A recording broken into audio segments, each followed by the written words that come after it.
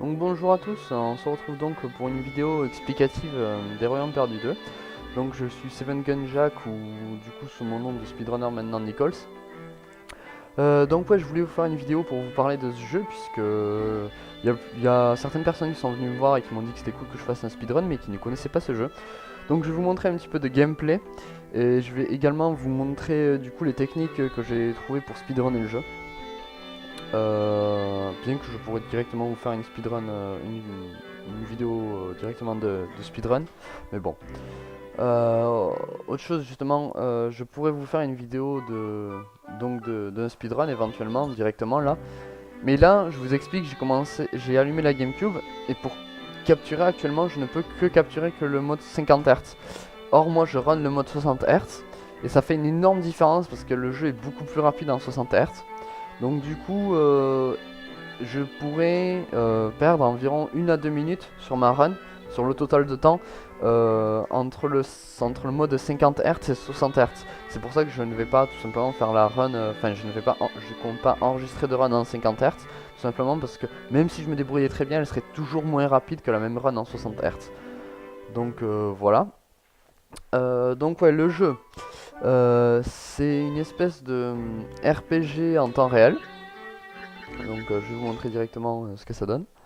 Un RPG en temps réel, en fait, où vous utilisez des cartes pour faire telle ou telle chose. Alors il existe plusieurs types de cartes, sachant que nous, il y en a certains qu'on va même pas utiliser dans le speedrun, tout simplement parce qu'elles prennent trop de temps. Hop, on va commencer à skipper les cinématiques dès le début, hein. Voilà, on fout. Donc vous voyez que là, typiquement, j'ai les trois types en plus de cartes qu'on va... Non, on utilise quatre types de cartes. Donc on a des cartes de type renfort, donc comme là le A l'a fait. Renfort pourquoi? Parce ils nous permettent, ils nous font des choses cool. Par exemple cette fée, si j'avais perdu de la vie, elle m'aurait soigné, tout simplement. On a les monstres de type indépendant, comme on peut voir là sur le B, le A et le X, avec le petit bonhomme qui court. Ces monstres en fait, ils font ce qui leur plaît. Bon, évidemment, ils tapent les ennemis, mais voilà quoi. Donc vous les contrôlez pas, c'est pas des monstres...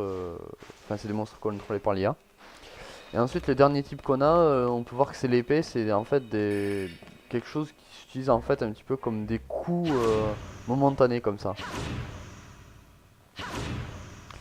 Euh, donc évidemment à droite, vous venez de voir que du coup j'ai la représentation de mes cartes là. On peut changer l'ordre de ces cartes, on peut se les défausser donc en appuyant sur le bouton qu'il y a assigné et plus le L ou R. Vous pouvez voir à gauche qu'il me reste 11 cartes dans mon deck. En haut, vous pouvez voir donc le HUD avec le fait que j'ai 100 points de vie et 4 points d'énergie pour le moment. Enfin, le mana quoi, appelez ça comme vous voulez. Qu'est-ce qu'il est possible dans le gameplay de base aussi, quelque chose qui va nous être très utile, c'est le bouton Z. Donc là, vous pouvez voir que j'utilise le bouton Z sur la carte, sur le Y. Le coup double, mais par contre, la puissance de la carte est multipliée par 1,75 environ. Donc en fait, tout simplement la carte tapera beaucoup plus fort que d'habitude. Sachant que ça va nous être très utile pour plusieurs choses, parce que le bouton Z en fait permet d'utiliser la fonction première de la touche, par exemple pour parler aux gens. Bon, vous voyez que là évidemment je m'approche de ce PNJ, j'utilise A pour lui parler. Sauf que, admettons que je veuille mâcher, le bouton A pour passer le dialogue le plus rapidement possible, comme dans tous les RPG, ben en fait il est possible que par erreur j'appuie sur le A de la carte et que je l'enclenche. Donc du coup, ça nous fait perdre du temps si ça arrive, et en plus ça nous utilise notre carte. Donc ce qu'on va faire, c'est que en fait le bouton Z, vous voyez que là quand je fais ça, j'appuie sur le bouton A très rapidement, sans pour toutefois utiliser la carte. Tout ça parce que je la booste en fait, j'utilise le bouton Z comme... Enfin j'utilise le bouton A comme fait d'être boosté quoi, comme carte à sélectionner pour être boosté. Du coup si je m'approche du PNJ comme ça, vous pouvez voir que ça marche toujours. Cependant j'ai aucun risque d'utiliser ma carte. Donc ça c'est plutôt une bonne technique. Par exemple là je vais vous montrer cette porte, on veut l'activer le plus possible. On peut voir que le rayon d'action il est par ici là. Si je veux le plus rapidement possible l'ouvrir, plutôt que de m'approcher, d'appuyer sur le bouton A en avance et risquer d'utiliser ma carte pour rien, je vais m'approcher tout en spammant le bouton A et le Z, et voilà. À la première frame disponible quasiment, on va pouvoir l'ouvrir, sans risquer d'utiliser notre carte. Donc ça c'est un super bon truc. Du coup vous voyez que le jeu il se présente comme ça, en gros il y a des monstres et vous devez arriver à la fin du niveau, battre le boss, enfin il y a plusieurs objectifs possibles. Donc voilà, on va taper hein, pour donner quelques exemples du jeu. Quand on tape les monstres, il y a des pierres qui tombent. Ces pierres, on les ramasser, elles redonnent de l'énergie. Bon, voilà, rien d'extraordinaire. Si vous n'avez plus, euh, si vous n'avez plus d'énergie pour utiliser vos cartes, c'est prélevé sur votre vie. Donc ça aussi, c'est assez important parce que pour plusieurs raisons. Euh, Parce qu'en fait, à plusieurs moments dans le jeu, je veux faire un combo de cartes qui va en fait me bouffer toute mon énergie et même plus, qui va m'emprunter sur ma vie. Alors du coup, on n'aura plus de vie, on n'aura plus d'énergie et on va se débrouiller pour passer le niveau à ce moment-là.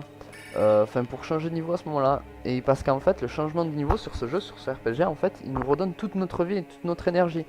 Donc par exemple, au lieu d'affronter un boss et de pouvoir utiliser que 10 d'énergie plus ce qui correspond à mes 100 PV transformés en énergie, je vais pouvoir le faire deux fois parce que je vais le faire une première fois où je vais tout cramer. À ce moment-là, je vais me retrouver par exemple à 5 PV sans énergie. Je vais passer mon niveau et ça va tout me redonner. Et du coup, on peut comme ça, si on prévoit bien les passages de niveau, on peut s'en sortir facilement et prévoir de nouvelles routes ou etc. Donc ça c'est aussi intéressant. Ouais, j'ai oublié de préciser que ce jeu est sur GameCube et que du coup, voilà, moi là actuellement je joue sur ma GameCube que je capture avec quelque chose quoi, sur le PC. Donc voilà, le recovery des cartes aussi, c'est quelque chose que j'ai pas expliqué. Malheureusement j'ai consommé trop de cartes, du coup je vais recommencer le niveau. La recovery des cartes en fait, c'est, je vais vous le montrer directement avec la carte du lézard. En fait, c'est si vous utilisez deux fois la même carte assignée à la même lettre, ça vous prendra un petit moment avant de pouvoir la réutiliser.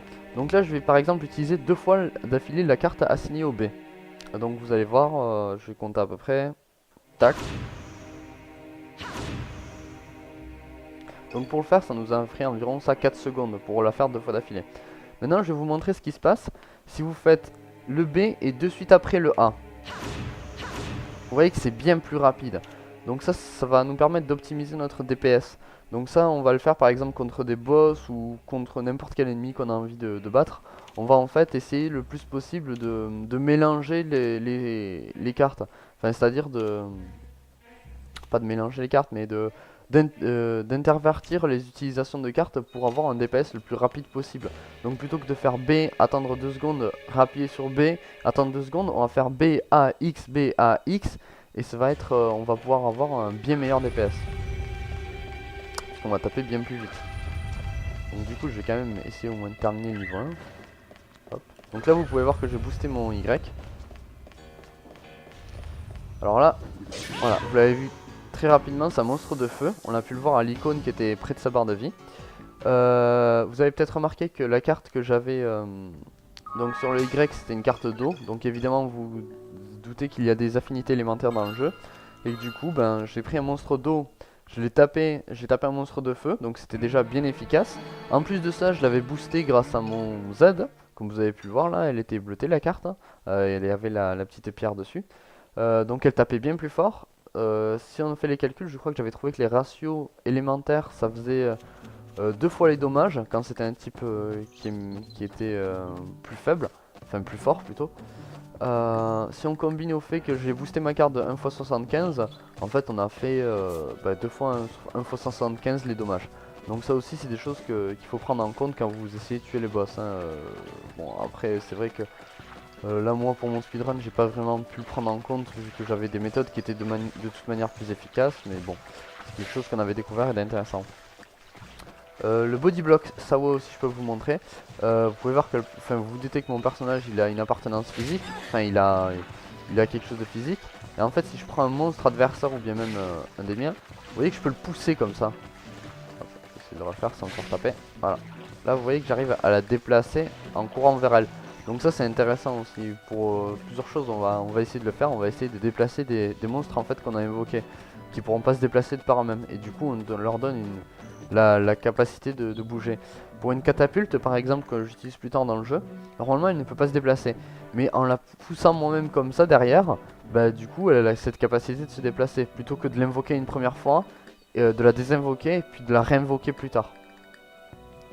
Donc ouais, ça j'ai expliqué. Le skip de cinématique, bon, je peux vous le montrer, mais c'est pas ouf. En fait, c'est juste un, si vous voulez, bon, admettons que c'est ce PNJ là, à un endroit dans un level, j'ai un personnage ici, j'ai un personnage qui m'interpelle si je passe en plein milieu de la route, et si je longe le mur, il ne m'interpelle pas. Donc du coup, ça nous fait gagner du temps, surtout que c'est une cinématique et c'est long, faut appuyer sur Start dans tous les cas. Enfin bon, voilà.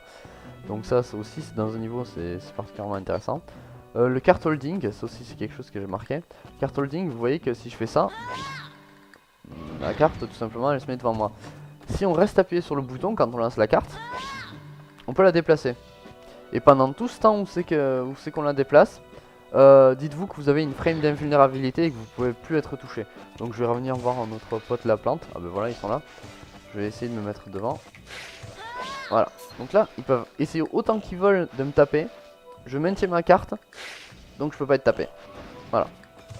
Donc ça aussi on va l'utiliser pour certains boss qui vont vouloir nous taper dès le début. En fait on va préparer le coup, on va lancer une carte avant. Donc du coup on se prendra pas le premier coup instantané qu'on aurait dû se prendre. Enfin bon. Le fast cast. Donc vous avez pu voir aussi là, comme je vous ai montré en lançant la carte, que c'est pas instantané quand on lance une carte. Sauf que si on lance une carte et qu'en même temps on en booste une autre, c'est beaucoup plus rapide. Donc par exemple je vais lancer ma carte qui est sur le A et ensuite je vais booster en même temps celle qui est sur le B avec le bouton Z. Et elle va tomber beaucoup plus vite l'autre carte. Regardez. Hop.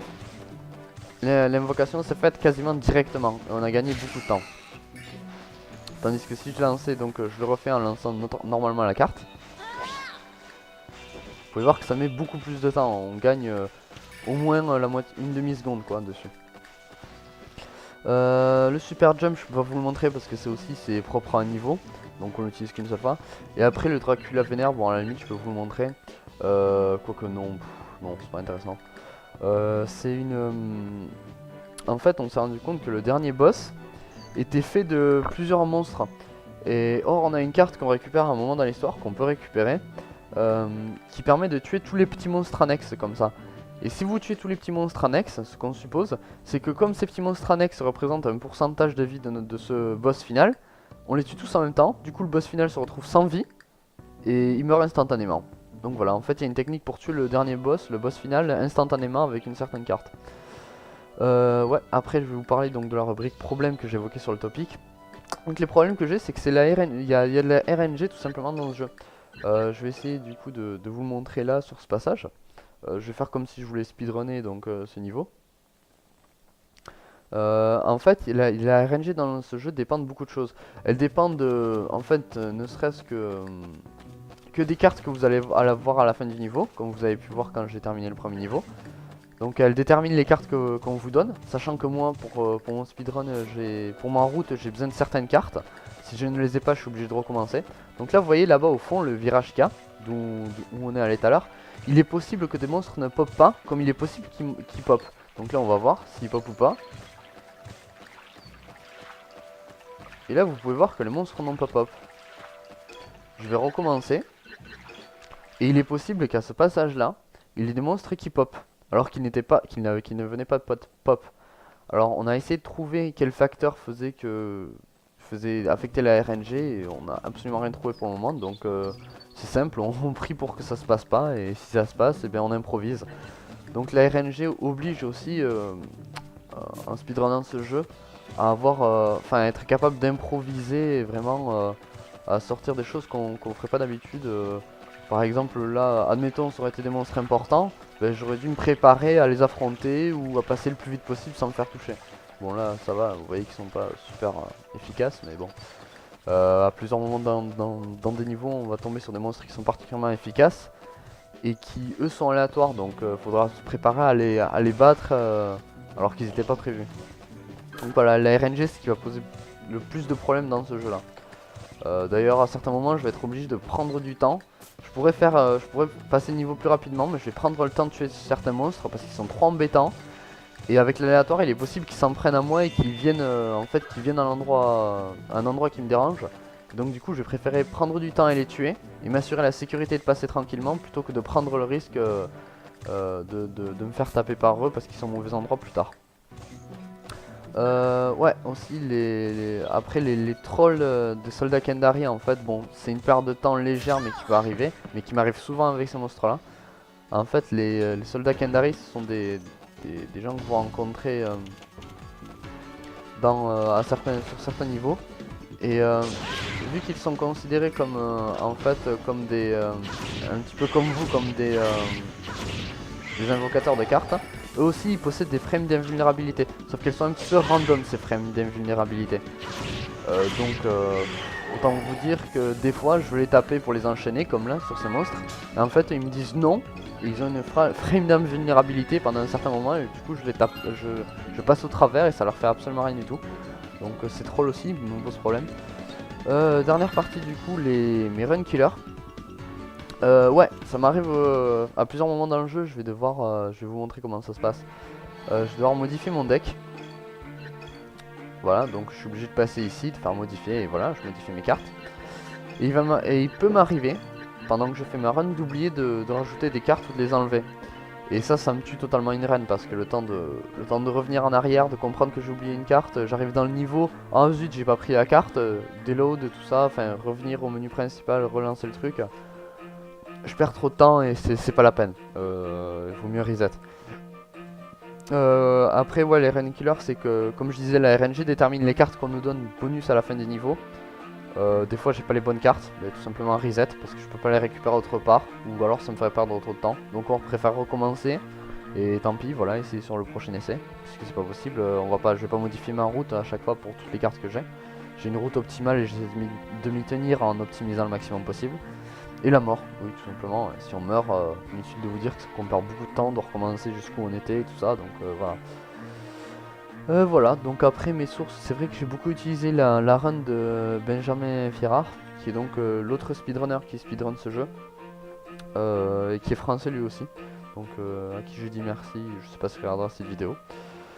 Donc voilà, je vous ai expliqué grosso modo ce que c'était que les Royaumes Perdus 2, je vous ai montré un petit peu de gameplay, je vous ai expliqué certaines de mes techniques.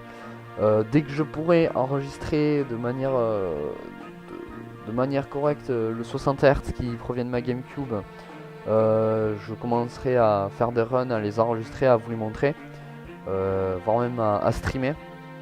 Je pense participer, si tout va bien et que je réussis à streamer de manière correcte, à la Hoop Run qu'il y aura bientôt. Voilà, donc je pense que je vous ai à peu près tout dit. Et j'espère que cette vidéo vous aura plu et que vous aurez un petit peu mieux compris le jeu. Allez, à plus.